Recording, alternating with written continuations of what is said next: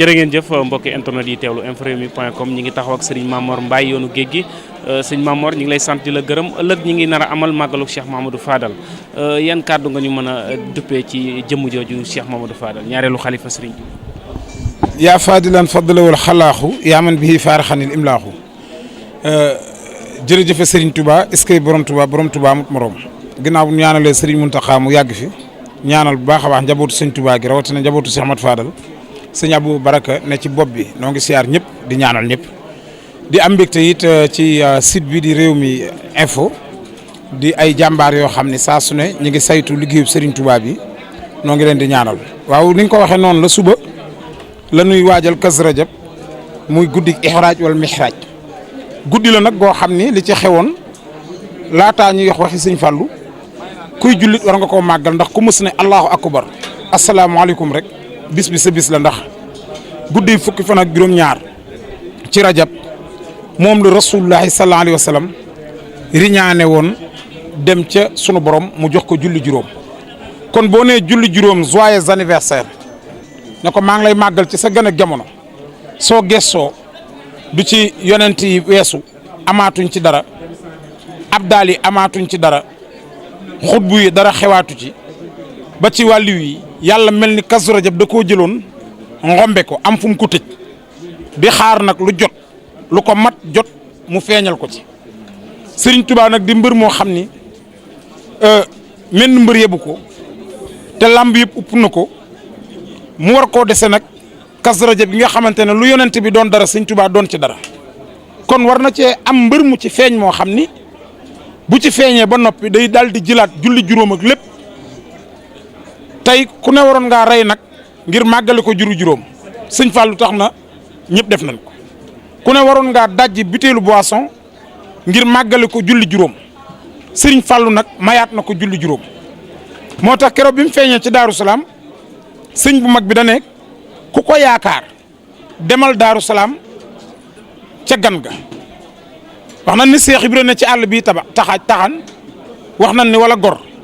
waaye daa toog ba mu yàgg rek bàyyi lam doon def ne sëñ Bamba xanaa gan daa feeñati ci kër gi mu ne ko waaw bu soo am na gan gu góor ca Daaru Salaam te Serigne Fallou rek mooy ki nga xam ne itam bi muy feeñ daa indaale koor moo tax daan na wax ne fàttaliku koo am laa bis ba ma feeñee jamono fàttaliku naa ko fàttaliku koor ga Baye Thierno ñëw na fa ànd ak Serigne bu soobe bañ ma tiimee aaye sàngam la Baye Thierno doon jàng ci alxuraan moo tax Cheikh Ibrahima keroog bi muy ñëw di Daaru Salaam day dox ba yàgg daal ne lii de du liir de doom gane jamono léegi bëgg a àtte ji diwaan xanaa daf nuy nax waaye ak si fekk fi ñu ko tëral ci rombu jaan gi mu daal ne biib liir dana toog bay àtte waaye bu boobaa bu ma fàtte waaye ku ne xam na ni fàttewu ko ndax Serigne Fallou ci ni mu mel keroog bi muy inauguré jumaa ji te lu ko jiitu sëñ Touba ne nañ ko jox tur dana tur wi nag bu leen fàtte ni Mouhamadou lay tudd ñu ne ko dàkkantal yi nga ci daan teg mu ne sunu borom a koy indil boppam waaye gàkkantal boobu wax nañ ni keroog bi nu koy jox tur asamaan si lañ gis mu bind